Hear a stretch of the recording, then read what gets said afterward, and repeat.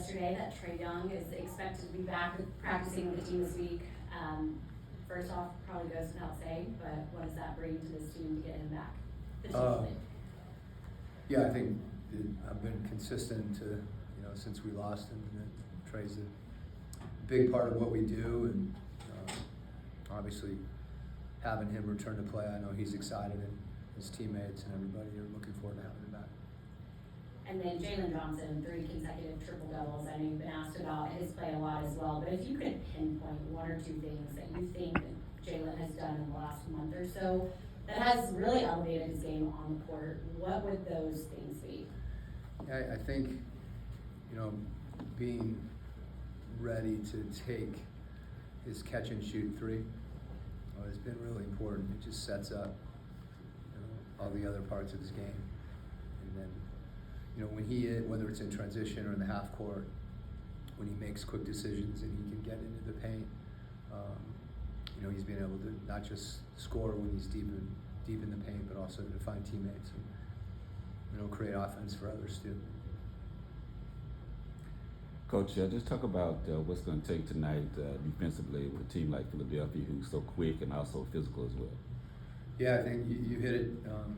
We've got a lot of guys that are capable of driving the ball and getting in the paint, and they do that, a number of ways, whether it's in transition or just, attacking you off the dribble in closeouts, pick and roll, dribble handoffs, so we have to be really not just disciplined on the ball, but have to be shifted and ready to help and shrink the floor to make it harder for them to do that. Hey Coach, the Hawks right now are third in percentage of possession with all outside of the floor. That's a slight deviation from what your typical philosophy has been, whether it's in Utah or previous seasons coaching with the Hawks. And so I'm curious, is that something that you feel like you're emphasizing differently this year, or is that I'm confused. So we're third in percentage of possession with all 5 starters on the field. So who are all 5 starters? Well, there. So it's determined by the game, so it's not the overall. So, Okay. right. Well, that's really hard to. Go ahead and finish the question. I'll see if I can answer it. Thank you for asking. But yeah. I'm curious because it doesn't seem like that's been something you've consistently done throughout your coaching career. You typically are mixing and matching lineups, not always having the majority of the starters on the floor at the same time. So I'm curious, for this particular season, do you sort of contribute that more so to the line of attrition, or is it more of a shift in your philosophy? It has nothing to do with anything other than trying to find the best combinations game to game to, win games.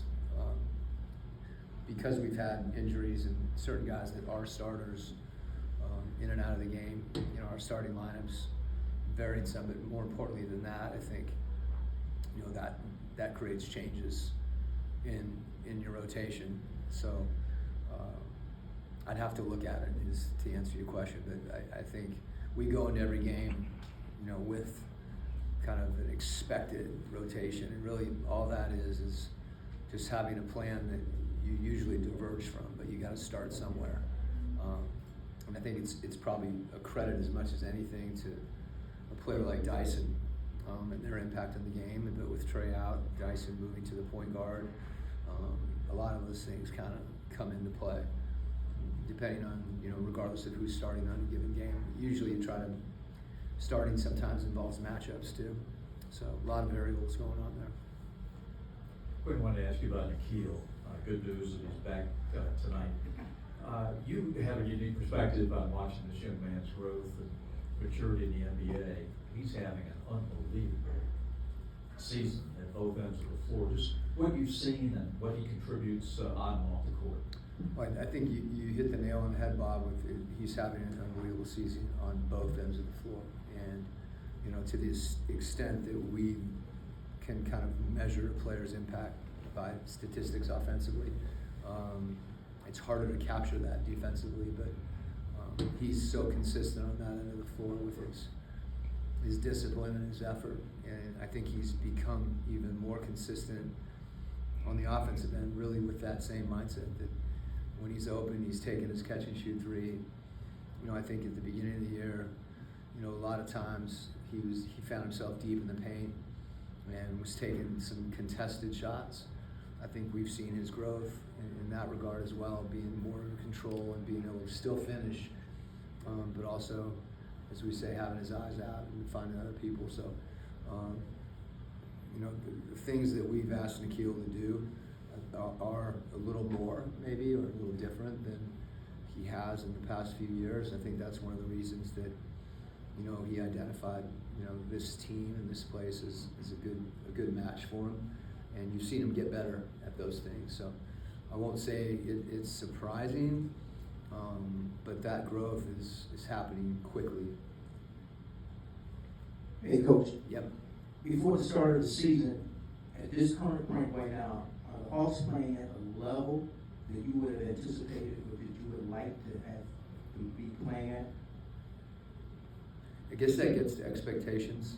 You know, I think some of the things that happened in the offseason for us were fairly well publicized, and as a result, I think a lot of those prognostications were probably a little bit bold in my mind. Having said that, there are some other teams in the East that got better, and I think, you know, where you are on that continuum, you know, is really irrelevant. It's where you are at the end.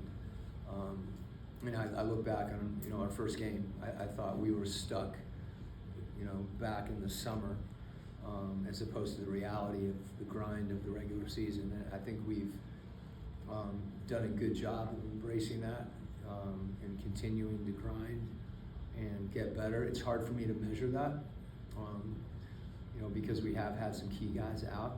So as far as this group and what they're doing, I'm really I'm proud of how we've competed and shared the ball and really given effort on the defensive end. And I think we have gotten better, and hopefully we'll continue to do that. So where that lines up is always tough with schedule and what's going on with other teams, and, you know, if they're at full strength. And so it's hard to predict right now. But just speaking of our guys, I haven't wanted to put a ceiling on them, but I do think we've gotten better since the start of the year. Where that takes us, I don't know yet. Hey, Coach, over here, right here, in the back. Yep. Yeah, sorry. News just a little bit ago that Porzingis will miss the next 2 weeks with an illness. It said that he'll undergo further evaluations. Can you shed any details on that? No, you know, I know you guys respect this and all those types of issues and comments and observations. I just defer to our health performance staff. Okay? Thanks, Coach. All right.